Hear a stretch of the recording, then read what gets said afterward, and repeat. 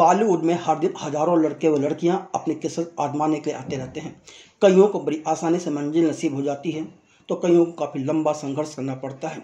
कुछ कम समझदार युवक फिल्म और टीवी सीरियल में जो भी काम मिलता है उसे करते हुए थिएटर पर भी लगातार काम करते हैं और अपनी प्रतिभा को निखारते रहते हैं। साथ में कोई ना कोई नौकरी भी कर लेते हैं जिससे वह अपने माता पिता पर बोझ ना बने और अच्छा मौका मिलने तक का संघर्ष उनका सतत जारी रह सके। ऐसा ही एक युवा अभिनेता गौरव रावल हैं जो कि नौकरी करने के साथ ही नियमित रूप से थिएटर और सीरियल में अभिनय करते जा रहे हैं। गौरव रावल जी, फिल्मी संगम चैनल पर आपका स्वागत है। नमस्कार सर। गौरव जी, मुझे बताया कि ये अभिनय का चस्का आपको कैसे लगा? क्या आपके घर में कोई कला का माहौल है? घर में कला का माहौल तो ऐसा कुछ है नहीं। बचपन से ही मुझे टीवी वगैरह देखना बहुत अच्छा लगता था। जो डांस कर रहे थे, जो एक्ट करते थे, मुझे अच्छा लगा। बट ऐसा कोई फ्यूचरिस्टिक मेरा नहीं था कि मैं कर लूँगा। लेकिन जैसे मेरी 10th पास आउट हुआ मैं, और मैंने फिल्मों को और नज़दीकी से देखना चालू किया। काम तो हालांकि मैं बचपन से कर रहा हूँ, लेकिन 10th के बाद मैंने कुछ चीज़ों को सीरियसली देखना चालू किया। तब मुझे रियलाइज़ हुआ कि शायद यही मुझे लाइफ टाइम तक करना है। एंड जब भी मैं स्टेज पे आता हूँ ना, तो मैं अलाइव फील करता हूँ। नहीं तो क्या स्कूल दोनों में भी कुछ कर रहे थे ऐसा कुछ? स्कूल में मैंने एक प्ले किया था एंड काफी मम्मी पापा हैप्पी थे, स्कूल की टीचर्स हैप्पी थे, ऑडियंस हैप्पी थे। उसमें मेरा कैरेक्टर था हवलदार उछल उछल शालू पांडे।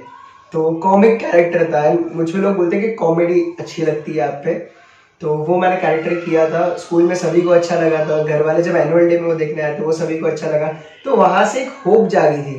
एंड बचपन में मैंने थोड़े बहुत बैक स्टेज में काम करता, जैसे जूनियर आर्टिस्ट मैंने काम किए। तो तब भी जब करता था हमेशा अंदर एक फायर थी कि जब मैं स्क्रीन पे आऊंगा तो मैं कैसे करूंगा, मैं कैसे लगूंगा, इनसे ये चीज मैं बेटर कर सकता हूँ, इनसे ये चीज सीख सकता हूँ। सो ये मेरे अंदर चल ही रहा था। मतलब एक प्लांट जो था वो ग्रो कर ही रहा था। एंड द मोमेंट मेरी 10th खत्म हुई एंड जब कुछ चीजें मैंने सीरियसली देखनी चालू की कि अच्छा ये कैसे कर रहे, इसमें कौन सी इमोशन है, इसमें कैसे रस है, इन्होंने ये चीज कैसे की, तब रियलाइज हुआ कि अब करना तो यही है। चलिए, जब आपने डिसाइड किया कि आपको अभिनेता बनना है तो किस ढंग की तैयारियां की आपने पहले? जी, पहले देखो, एक तो रॉ था मैं, ठीक है। इतनी सारी चीज मुझे नहीं पता थी। जस्ट वही मैं जाता था, अंधेरी जाता था, ऑडिशन देता था, घर आता था, फिर कुछ लोगों के कॉन्टेक्ट करते और एक हमेशा एक मोनोलॉग। मतलब इतना अच्छे से प्रिपरेशन मेरा नहीं था। जब तक मैंने थिएटर ज्वाइन नहीं किया था तब तक मेरा प्रिपरेशन, कहते हैं ना कि आउट ऑफ 100% 20% चल रहा था, क्योंकि वो टाइम मुझे लग रहा था कि मुझे सब कुछ आता है। एक मिथ है कि इंडस्ट्री में जब भी एक आदमी को या एक किसी भी लड़की को जब एक्टर बनना रहता है ना, तो हमेशा सोचते हैं कि मैं ही शाहरुख खान हूँ या मैं ही आलिया भट्ट, जो भी किसी के XYZ जिसी को भी वो अपना आइडल मानते हैं, तो हमेशा लगता है कि मैं ही हूँ और जब मुझे मौका मिलेगा तो मैं बहुत अच्छा करूंगा। जो हालांकि ऐसा होता नहीं है। जब फर्स्ट टाइम आप स्क्रीन पे आते हो और जब क्लोजअप लगता है तो चीजें नहीं होती है जैसे हमने प्लान किया रहता है। तो वही मेरा ग्राफ कभी ऊपर कभी नीचे, कभी ऊपर कभी नीचे चल रहा था, अनलेस एंड अनटिल मैंने थिएटर ज्वाइन किया। लॉकडाउन आया, जब मैंने थिएटर ज्वाइन किया तब मेरा ग्राफ सुधरा। वरना बस वही अंदर कि मैं ही हूँ, मैं कर लूंगा, मैं बड़ा बन जाऊंगा, वैसी जर्नी चल रही थी। तो थिएटर पर आपने शुरुआत कहाँ से की और क्या क्या किया अब तक? इसकी एक बैक स्टोरी है। मेरा एक फ्रेंड था कॉलेज में, संस्कार करके मेरा एक फ्रेंड है। मैं उसको पता कि इसको एक्टिंग का भूत है, ये एक्टिंग करता है, इसने थोड़ा बहुत काम किया हुआ है। तो मैंने उससे पूछा कि तेरे ध्यान में कोई है कि जो थिएटर करवाते हुए मुझे करना है? तो उन्होंने मुझे मेरे गुरु जो है श्याम सर, उनसे मिलाया। श्याम सर ने मुझे पहले एक मोनोलॉग दिया था कि गौरव आप ये प्रिपेयर करके आओ। तो मैं फर्स्ट डे प्रिपेयर करके गया। बस वहीं से मेरी ट्रेनिंग चालू हुई। इतने श्रृंगार रस होते हैं, हर चीज का एक लेवल होता है, हास्य का लेवल होता है। जैसे लेवल 10 बोलूंगा तो हा जोर से चिल्लाऊंगा, फिर धीरे धीरे लेवल कम हुआ तो धीरे धीरे मेरी हंसी कम होगी, एक्सप्रेशन चेंज हो गए।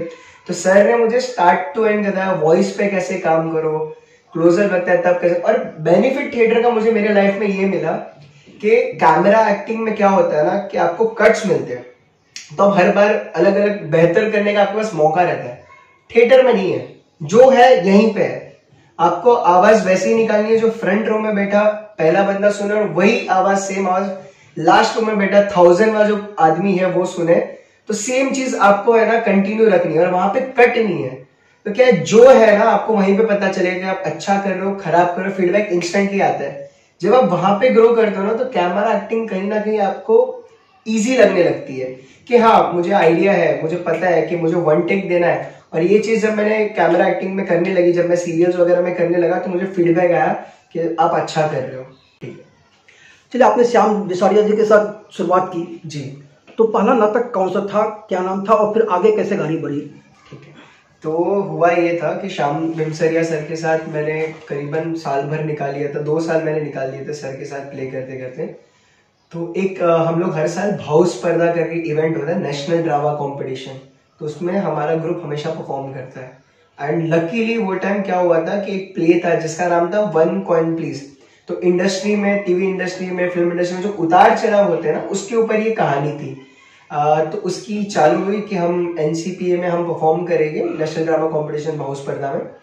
तो उसकी कहानी चालू हुई और उसी के लिए मेरे को सर हमेशा मोनोलॉग्स देते थे। हमारा होमवर्क था कि आपको 1 हफ्ता दिए, 1 हफ्ते में आपको 3 से 4 मूवी देखनी है, जिसमें से कोई मूवी हमारी 80s की होगी, 70s की। जैसे मेरी एक one of the favourite movie है एक रुका हुआ फैसला, अनु कपूर सर है उसमें, काफी अच्छे अच्छे एक्टर थे, तो मेरी फेवरेट मूवी है।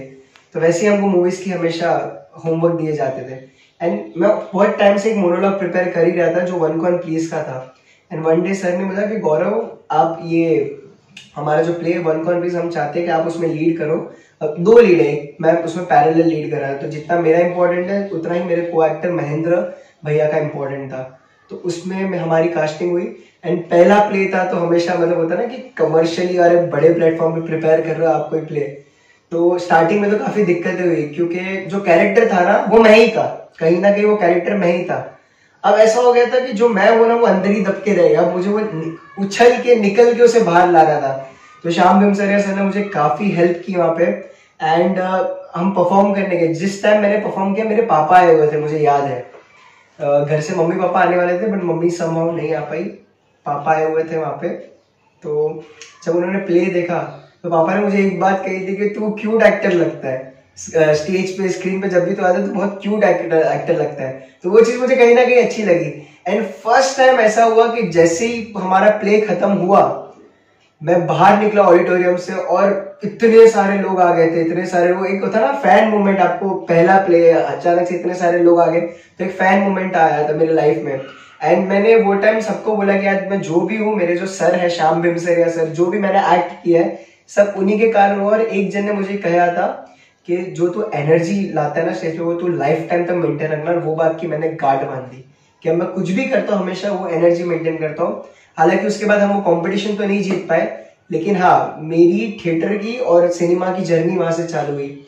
इसके बाद हमने प्याज के छिलके किए, फिर हमने एक प्ले किया जिसका नाम है बिरजू का चौथा ग्राहक। लास्ट ईयर ही लास्ट नवंबर में हमने उसका लास्ट शो किया था, जिसमें मेरा कैरेक्टर था चौथा ग्राहक दुष्यंत कुमार। तो वो एक लेखक हो जो रियल लाइफ में भी मैं कहीं ना कहीं रिलेट करता हूँ, क्योंकि मैं भी एड्स लिखता हूँ। फिर हमने प्ले किया था पिता, जो एक पापा और बेटे के बीच की जो अनबन होती है या जो रियल लाइफ होती है, कि एक पर्सपेक्टिव में हमारे लाइफ में, हमारे सोसाइटी में, कि हम मम्मी के तरफ हो जाते हैं क्योंकि या मम्मी हमारी वॉरियर है, मम्मी हमें बहुत, बट एक पर्सपेक्टिव होता है कि पापा हमारी लाइफ में क्या रोल प्ले करते हैं, पापा का रोल क्या है। वो मैं मानता हूँ कि पापा कहीं ना कहीं ना एक अनसंग हीरो है। लोग उनके बारे में ज्यादा बात नहीं करते, वो भले बोलते नहीं है बट बिना बोले वो बहुत कुछ करते हैं। मेरे लाइफ में भी पापा का ऐसे ही इम्पैक्ट है, भले हमारा लव एंड हेट रिलेशनशिप है, हम बहुत झगड़ते हैं, बट आई नो समवेयर कि मैं कहीं पे भी अगर मैं फंसूंगा, मुझे कहीं पे भी कुछ होगा कि मेरे मॉम डैड है, दोनों है, हमेशा आने वाले। तो पिता का था बहुत पर्सनल था वो प्ले, क्योंकि उसमें कुछ ऐसी डायलॉग्स थी। उसमें मैं हालांकि वेटर का प्ले कर रहा हूँ, काफी सीरियस हैवी ड्रामा है पिता। तो उसमें मैं जब भी स्टेज पे आता हूँ तो हंसी, लोगों को हंसा के जाता हूँ ये वो। तो इसमें एक बहुत अच्छा किस्सा है कि जब इसका प्रिपरेशन चल रहा था तो मम्मी को हमेशा से पता था कि एक्टिंग करता है ये, इसको भूत है, पापा को भी था। तो जब भी इसकी प्रिपरेशन हुई तो मैं रात को 2 बजे 1 बजे ना मैं किचन में प्रिपेयर करता था, और मैं हंसना, ये करना, वो करना, अलग अलग रस डालो, मेरी डायलॉग प्रिपेयर करो। तो जिस दिन मेरा शो हुआ ना तो मेरे मॉम डैड ने मुझे एक चीज कही कि हमें लगता था कि तू पागल हो चुका है, कि तू डिप्रेशन में जा रहा है, तुझे काम नहीं मिल रहा है ढंग का, तू रात को 2 बजे आवाज लगा, तो हम तो प्रिपेयर करेंगे तुझे कहीं ले जाए, तुझे कहीं किसी को दिखा दे। बट आज मुझे प्रूव हो गया कि तू जो भी कर रहा है अच्छा कर रहा है। अब हमें यकीन हो गया, तो अब हम तेरे मतलब पहले भी मॉम डैड सपोर्ट कर रहे थे, अब फुली सपोर्ट कर रहे हैं कि हाँ आई नो कि जो भी कर रहा है तू यही कर, और तू यही कर, तू इसी के लिए बना है। तो नाटकों से फिर फिल्मों या सीरियल की तरफ मुड़ने की इच्छा नहीं हुई? सर फिल्मों और सीरियल की तरफ यस, थिएटर मैंने इसीलिए ज्वाइन किया था कि मुझे फिल्म और सीरियल जब मैं करूँ, जब मेरे क्लोज लगे या जब मेरे शॉर्ट्स लगे, तो मुझे उस चीज की हैबिट हो जाए।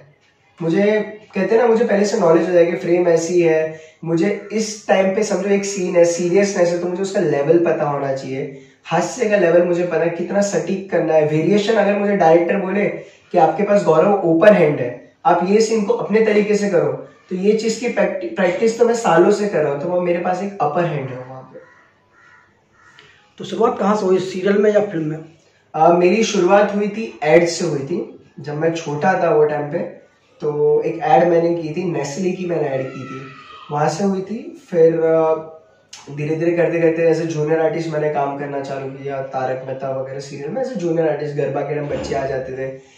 मुझे याद है मेरा पहला सीरियल था जिसका नाम था सजन घर जाना है, स्टार प्लस पे जो आता था, वो मेरा पहला सीरियल था। अगेन उसमें भी मैंने जूनियर आर्टिस्ट किया। फिर एक सीरियल था sweet life of Karan and Kabir, वहां पे मुझे बोलते ना एक भगवान की उस दिन मतलब कृपा हो गई और अच्छे डायलॉग्स मिल गए, अच्छे सीन मिल गए मुझे उसमें, वो किया। फिर उसके बाद में 10th क्रॉस आउट किया, फिर मैंने काय पोची मूवी की, अगेन उसमें जूनियर आर्टिस्ट, रामलीला, ये संजय लीला बंसाली सर की, रामलीला नहीं सॉरी बाजीराव मस्तानी, उसमें भी मैं जूनियर आर्टिस्ट था। तो एक होता है आग अंदर चल ही रही थी कि मुझे करना है करना है।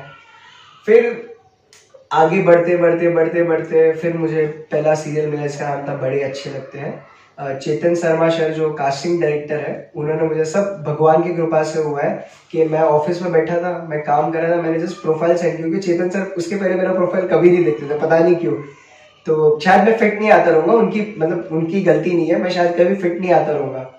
तो मैंने प्रोफाइल भेजा है, वापस काम करने लग गया। तो सर का मैसेज है, गौरव आप फिट हो रहे हो, आप ऑफिस मतलब सेट पे पहुंच जाओगे ना? तो मैंने तो बोल दिया कि हाँ सर पहुंच जाऊंगा, कि मुझे अंदर से अपेक्षा ही नहीं थी कि मैं सिलेक्ट हो जाऊंगा उस रोल के लिए। बोला ठीक है, हमेशा बोलते हैं ऐसे ही कुछ आया रहेगा। काम करो, कॉल है, गौरव यू आर इन, आपको आधे घंटे में स्टूडियो पहुंचना है, आपको फॉर्मल्स कैरी करने रहेंगे शायद। अब मैं था जॉब पे, अब मैं जॉब पे कैसे बोलूँ मुझे जाना है, मुझे निकलना है। लेकिन एक चीज मैंने लाइफ में रूल बनाया कि मैं कहीं पे भी जाऊंगा हमेशा सच बोल के जाऊंगा, क्योंकि मुझे नहीं चाहिए कि कल जो मुझे टीवी पे देखे, रिलेशन खराब हो या किसी का भरोसा उठे। तो मैंने मेरे कंपनी में बताया कि देखो ऐसा ऐसा है, उन्होंने अलाउ किया। मैं जब तक मेरी ऑफिस थी अंधेरी में, मैंने मेट्रो पकड़ के मुझे जाना था मालवनी, उसके बीच में मैं लोगों को कॉल कर रहा हूँ कि भाई फॉर्मल पैंट दे दे, भाई तू शर्ट ला के दे दे।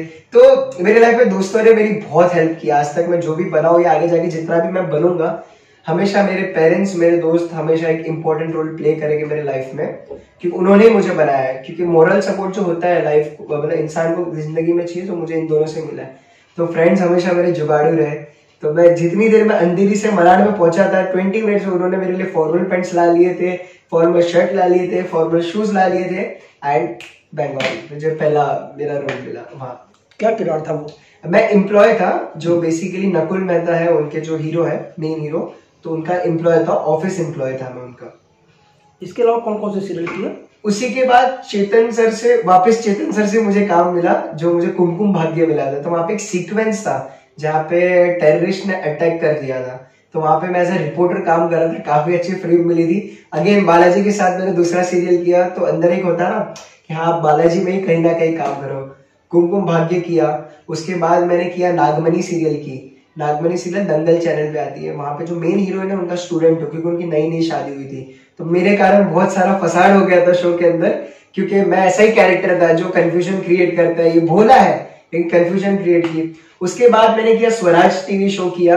हमेशा से एक मेरा ड्रीम था, जैसे मैं आइडल मानता हूँ कि शाहरुख खान को मैं मेरा आइडल मानता हूँ, तो उनकी शुरुआत हुई थी डीडी नेशनल से। पर हालांकि मेरी डीडी नेशनल से शुरुआत नहीं हो पाई, बट मेरे अंदर एक हमेशा एक ड्रीम था कि मैं एक बार तो मुझे डीडी नेशनल पे काम करना है, क्योंकि वो एक ऐसा चैनल है ना कि आप कहीं पे भी चले जाओ, किसी के घर पे टीवी हो रहा तो एक चैनल हमेशा रहेगा जिसका नाम है डीडी नेशनल। तो उसमें मुझे रोल मिला, फ्रीडम फाइटर का मैंने रोल किया। सुभाष जैसे भगत सिंह जी थे, तो उनके साथ मुझे वो रोल मिला, स्क्रीन शेयर करने का मौका मिला। अब रियल में तो नहीं, बट रील में मुझे अगर करने का मिला कि बहुत सौभाग्य की बात होती है। वो सीरियल की मैंने, फिर एड्स की है मैंने, काफी सारी एड्स की है, शॉर्ट फिल्म्स की है, पेजेंट शोज मैंने कर चुका हूँ बहुत पहले। कौन सा पेजेंट शुरू किया था? मैं 2018 में mister and miss tin India करके एक शो है, उसमें मैं महाराष्ट्र को रिप्रेजेंट करने गया था। दिल्ली में हमारा फाइनल्स हुआ था, तो वहां पे मैं टॉप 5 में आया था। और ऑडियंस ने काफी प्यार किया था। ऑडियंस के हिसाब से मैं नंबर 2 विनर था। मैं कभी फिल्मों के लिए भी कोशिश नहीं की आपने? सर क्या है, मैं फिल्मों के लिए कोशिश आज भी मेरे अंदर है कि मेरी पहली प्रायोरिटी हमेशा फिल्म रहेगी। होता है ना कि मैं ऑडिशंस तो देता हूँ, बट कभी कभी होता है लुक नहीं जा रहा है, या आप में मैं तो यही मानता हूँ कि शायद कहीं ना कहीं मेरी प्रिपरेशन में कमी है, या अगर मुझे अभी चांस नहीं मिला तो हो सकता है भगवान मुझे कोई बड़े रोल के लिए प्रिपेयर कर रहे हैं।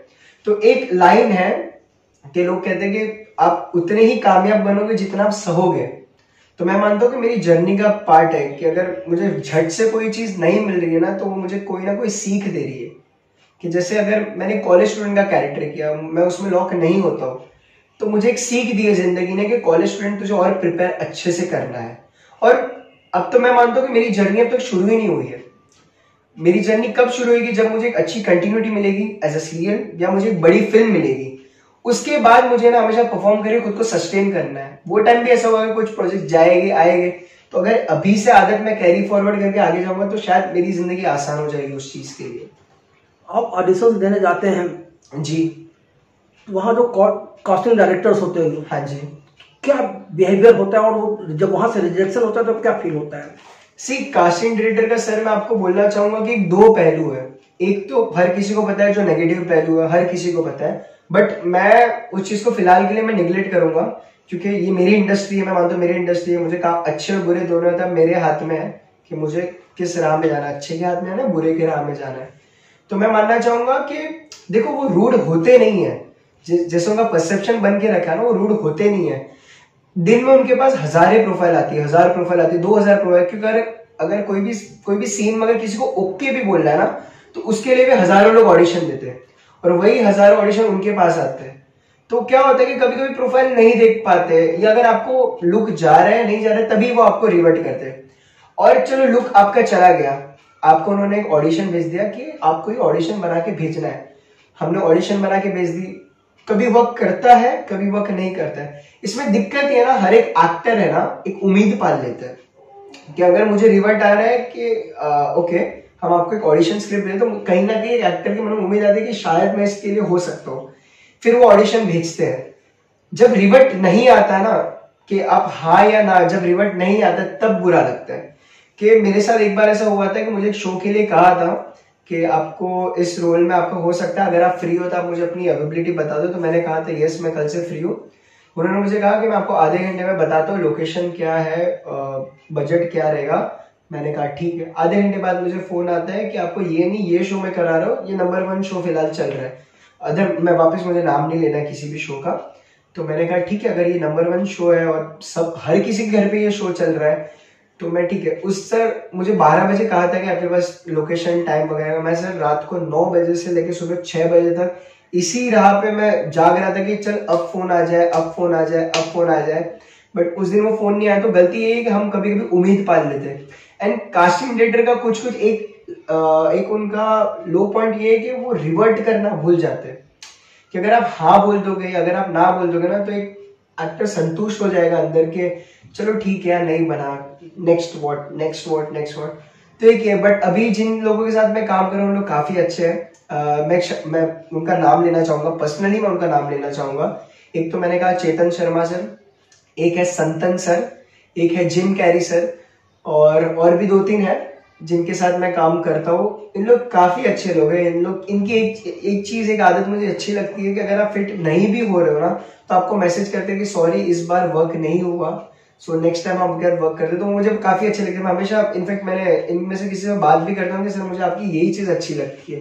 तो उनका भी यही मानना है कि आजकल क्या हो रहा है, रिवर्ट नहीं करते, तो वो उम्मीद को मारना नहीं चाहते किसी के भी अंदर की। आगे बढ़ने के लिए जी, और क्या क्या आप तैयारियां कर रहे हो, क्या क्या सीख रहे हो अभी? सर तो जैसे मैंने बताया था कि अगर मुझे किसी ने कहा था कि एक एक्टर के अंदर एक एक्स फैक्टर होना चाहिए। मतलब बोलते कि सिर्फ एक्टर एक्टिंग नहीं करना चाहिए अभी के हिसाब से, पहले तो चल जाता है। अभी के हिसाब से एक एक्टर को डांस भी आना चाहिए, एक्टर को मार्शल आर्ट्स भी आना चाहिए, चलो कोई फाइटिंग सीन है, एक्टर को ये भी आना चाहिए। और इसके अलावा मैं इस चीजों से रिलेट करता हूँ क्योंकि मैं एक ऐसा हो कि सर मैं लाइफ को लेके मैं एक स्टूडेंट फील करता हूँ। मुझे ऐसा है कि कोई भी चीज ऐसी ना हो कि जो मुझे नहीं आती हो, एक एज के बाद मुझे रिग्रेट ना हो। तो मैं डांस बचपन से कर रहा हूँ। मेरे जो पहले गुरु थे कीर्ति सर, उन्होंने मुझे डांस सिखाया था। एक ऐसा बच्चा था जो नर्सरी में बैठा था, उठा के बस उसको करवा दिया, तब से मैं नाचता ही आ रहा हूँ। तो कीर्ति सर ने मुझे डांस सिखाना चालू किया था। उसके बाद से मैं एज आज कोरियोग्राफर भी बन गया हूँ। मैंने काफ़ी सारी वेडिंग्स की है, बच्चों को डांस सिखाता हूँ मैं। तो एज अ डांसर मुझे ऐसा डांस आता है। इसके अलावा मैं MMA फाइटिंग अभी सीखनी मैंने चालू की है, क्योंकि मेरे अंदर ऐसा है कि कल उठ के कोई मुझे सीन आया जहाँ पे मैं एज अ फाइट कर रहा हूँ, तो मुझे ऐसा ना सुनना पड़े यार किसको उठा के लेके आया, क्योंकि मुझे पता है कि मुझे अपॉर्चुनिटी एक ही बार मिलेगी। तो डू एंड डाई वाली सिचुएशन है, तो मुझे नहीं चाहिए कि मैं वहां पे लैग कर दूं। क्रिकेट आता है मुझे, स्विमिंग कर लेता हूँ अच्छी, क्योंकि स्विमिंग तो पापा ने सिखाई। हमारे गांव में रूल है, अगर आपको स्विमर बनना है अब पापा के साथ निकल जाओ, एक कुएं के बाहर हम खड़े रहते उठा के अंदर डाल देते। तो ऐसे हमने स्विमिंग सीखी है। फिर इसके अलावा क्रिकेट खेलिए, स्विमिंग खेलिए। अब मेरे अंदर है, मैं पोएम्स लिखता हूँ, रैप करता हूँ। अब मुझे गिटार सीखना है, उसका एक मेरे अंदर है फिलहाल। सो गिटार भी आगे जाके मैं सीख लूंगा। तो बस ये है कि कल उठ के कोई रोल आया कि तू एक्टर को ये भी आना चाहिए वो भी आना है, तो मैं हमेशा फिट रहूं कि सर ऑल इन वन यहाँ पे आप कास्ट कर लो मुझे। आपने जो लोगों के साथ काम किया है जी, क्या अनुभव रहे और किनमें क्या फर्क देखा आपने? तो मैं अलग अलग सेगमेंट वाइज जाना चाहूंगा। तो मैंने जैसे संजय सर के साथ मैंने काम किया था, संजय लीला बंसाली सर के साथ, जब बाजीराव मस्तानी में जूनियर एक्ट्रेस था। तो संजय सर के साथ जब मैं काम कर रहा था ना, तो मैंने एक चीज सीखी कि वो बहुत डेडिकेटेड है अपने काम को लेकर, वो बहुत सीरियस है। जब वो काम करे तो पता है, जब वो मास्टरपीस क्रिएट कर रहे हैं ना, तो उसमें बात पता चलती है कि वो मास्टरपीस क्यों क्रिएट कर रहे हैं, क्योंकि इतनी मेहनत करते हो अपने काम को लेकर, इतनी डेडिकेटेड इस साइड पे। एंड एज एन एक्टर मैंने वहां पे ये बात सीखी कि आप जब भी सेट पे आओ ना, हमेशा प्रिपेयर्ड रहो, क्योंकि आप तो एक्ट कर ही रहे हो, बट आपके साथ ना बहुत सारा क्रू बैठा है। आपके एक टेक पे वो जल्दी घर जा सकता है, आपके एक टेक पे वो अपनी फैमिली से मिल सकता है। अगर आप वहां पे खराब परफॉर्म कर रहे हो ना, तो एक के कारण सारी वाइब गंदी होती है उस सेट की। तो वही संजय सर से मैंने ऐसे डेडिकेशन सीखा कि अपने काम को लेकर कैसे डेडिकेटेड होना चाहिए। फिर बड़े अच्छे लगती की मैं बात करूँ तो वहां पे डायरेक्टर थे मुजामिल सर, बहुत फ्रेंडली सर है, बहुत अच्छे है वो सर। उन सर के बारे में मैं हमेशा, मतलब जिनसे भी मिलता हूँ सभी को पता है, मेरे क्लोज वालों को, कि मैं सर की हमेशा तारीफ करता हूँ। उनके बारे में जितना बोलना ना उतना कम है। वो कभी आपको फील कराते ही नहीं है कि आप 1 डे 2 डे वाला एक्टर हो, या आप जूनियर आर्टिस्ट हो, या आप बड़े स्टार हो। आपको हमेशा वो इक्वल फील कराएगी, इक्वल ट्रीट करेंगे। एंड मुझे याद है कि किस्सा, जब भी साइड पे आते थे वो मेरा कान ऐसे कर, अरे गौरव गौरव सुन, अरे तू ये कर लेगा, अरे तू वो कर लेगा, अरे वो कर लेगा। तो मुझे इतना इजी फील होता ना, तो मुझे ऐसा लगता है कि मैं मेन स्टारकास्ट का पार्ट हूँ, जो मेन हीरो हीरोइन है मैं उसी का कोई फैमिली मेंबर हूँ। एम्प्लॉय तो हुई नहीं मैं, ऐसा मेन स्टारकास्ट हूँ एक उनके साथ। और एक कोकोनट मीडिया में मुझे एक सर थे, डायरेक्टर विपुल मेहता, जिन्होंने अभी रिसेंटली महाराजा के लिए स्टोरी लिखी है, चाल जी के लिए मूवी बनाई है। तो उनसे मैंने सीखा कि काम को लेके आप कूल कितने हो सकते हो। उनको मैंने कभी ऑफिस में फ्रस्ट्रेट होते हुए देखा ही नहीं। जब भी अगेन जैसे मुजामिल सर का नेचर है, वैसे ही विपुल सर का नेचर था। वो आते थे, हर किसी से बात करते थे। मुझे वो बामटा कह के बुलाते थे, उनको पता चला कि मैं ब्राह्मण हूँ, तो मुझे हमेशा बामटा बामटा बोल के बुलाते थे।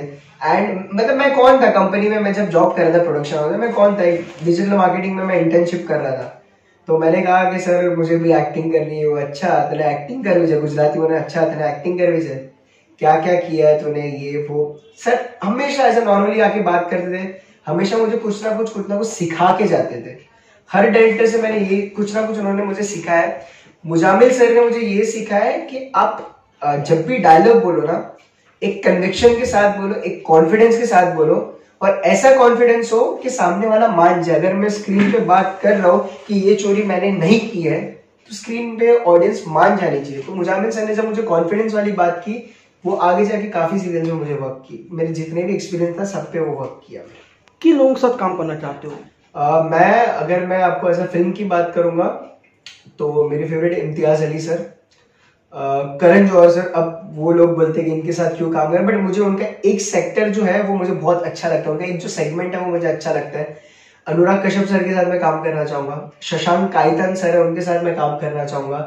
किरण राव के साथ मैं काम करना चाहूंगा। किरण राव को मैं जानबूझ के भी उनको एम्फसाइज कर रहा हूँ, क्योंकि वो ना ग्राउंड लेवल वाली मैम मूवी बनाते हैं। जैसे पीपीए लाइव हो गई, अभी जो रिसेंटली आई लापता लेडीज हो गई, ऐसी मूवी। एंड एक मूवी में साईफाई मूवी में मेरा एक ड्रीम डायरेक्टर है क्रिस्टोफर नोलन, मैं उनके साथ फ्यूचर में कभी काम करना चाहूंगा। वो साईफाई क्रिएट करते हैं तो मुझे बहुत अच्छे लगे। जैसे उनकी मूवी है टेनेट है, उनकी मूवी इंटरस्टेलर है, तो वो मुझे बहुत अंदर से मेरे अंदर जिज्ञासा प्रोड्यूस करती है।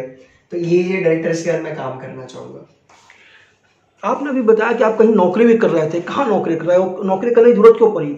सर देखो, मैं एक मिडिल क्लास फैमिली से बिलोंग करता हूँ। अगेन मैं कोई सिंपैथी नहीं ले रहा हूँ यहाँ पे, मैं एक ऐसी फैमिली मिडिल क्लास फैमिली से बिलोंग करता हूँ। सो अब मेरे पास ऐसा नहीं है कि मेरे पास कोई कंटिन्यूटी रोल है जहाँ पे मैं महीने में 6 दिन, जहाँ पे महीने में सॉरी 6 तो बहुत कम हो गए, जहाँ पे महीने में मैं 28 दिन शूट कर रहा हूँ, 15 दिन शूट कर रहा हूँ। अभी लाइफ ऐसी चल रही है कि कोई फिक्स डेट्स नहीं है मेरे पास। कभी भी कॉल आता है आप फ्री हो, हाँ फ्री हो, 4 दिन का है, 6 दिन का है, 7 दिन का, 8 दिन का, 10 दिन का है। बट अब तक मेरे पास कोई मूवी नहीं है या ऐसी कोई सीरियल नहीं जहाँ पे मैं फिक्स कर रहा हूँ, काम कर रहा हूँ, 15 दिन जा रहा हूँ। सर ऐसा है कि घर का बड़े होने के नाते आपको एक टाइम का रिस्पॉन्सिबिलिटी निभानी पड़ती है। कब तक आप अपने मॉम डैड के भरोसे, देखो मॉम डैड कभी आपको नहीं बोलेंगे कि घर पे दे दे, ये कर दे, वो लोग तकलीफ खुद ही उठाएंगे। बट आपको भी बड़े होने के नाते आपको समझना चाहिए कि आपकी भी घर के, चलो खुद की लाइफ के लिए तो है, बट घर के लिए भी आपकी कोई रिस्पॉन्सिबिलिटी है जो आपको पूरी करनी है और करनी पड़ती है। तो इसीलिए मैं जॉब कर रहा हूँ। जब मुझे अच्छा रोल मिलेगा कोई जगह पे, तब मैं धीरे धीरे मेरी सारी चीजें कम कर दूंगा। तो नाटकों में काम करना बंद कर दिया, चालू है?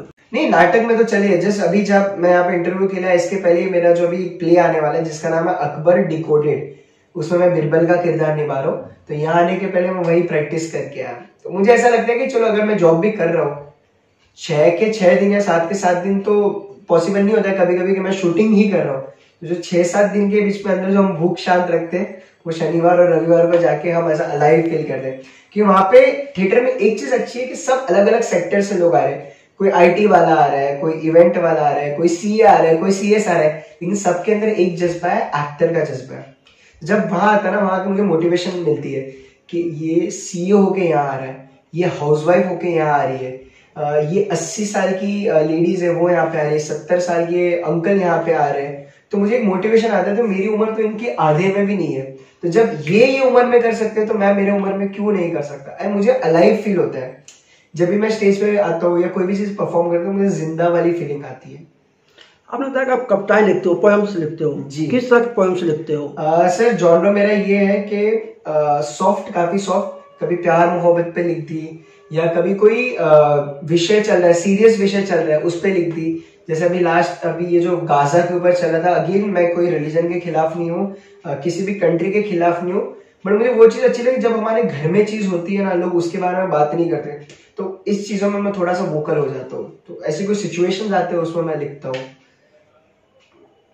कोई ऐसा कैरेक्टर है आपके दिमाग में जो आप करना चाहते हो? मैं कोई ऐसा कैरेक्टर जो मैं करना चाहता हूँ, यस, मैं ऐसा कैरेक्टर करना चाहता हूँ जैसे स्वदेश में शाहरुख खान जी ने जो काम किया है, कि जिसमें मैं एक्टिंग तो कर रहा हूँ बट मैं एक सोशल मैसेज भी दे रहा हूँ, इंडिया की प्रॉब्लम्स ओवरकम करना भी सिखा रहा हूँ। तो ऐसा मैं कैरेक्टर लाइफ में करना चाहूंगा। और एक सेकंड कैरेक्टर मैं जो करना चाहूंगा वो होगा एक मिलिट्री मैन का, एक आर्मी मैन का करना चाहूंगा। क्योंकि हम बड़े, अगर मैं आगे चल के काम करूँ तो मैं, लोग मुझे हीरो बोलेंगे बट मैं सिर्फ रियल लाइफ हीरो बन के रह जाऊंगा। रियल लाइफ हीरो हमेशा वो रहेगा। तो मैं अगर जितने भी लोग ये वीडियो देख रहे हैं, अगर आप मानते हो कि एक्टर असली हीरो है, तो नहीं है। सरहद पे खड़ा एक सिपाही असली हीरो है, आपके मम्मी पापा असली हीरो है, आपके आजू बाजू जो आपके दोस्त है वो असली हीरो है। जो भी आपको जीवन में सिखा रहे हैं ना, कोई भी चीज, भले किसी ने आपको पेन चलानी सिखा दी, किसी ने आपको ए लिखना सिखा दिया, तो वो हीरो। आप खुद कभी नहीं हो। मैं हटा दोगे जिस दिन, जिंदगी बहुत सफल हो जाएगी। गौरव रावल जी, फिल्मी संगम चैनल से बात करने के लिए आपका बहुत बहुत धन्यवाद। Thank you.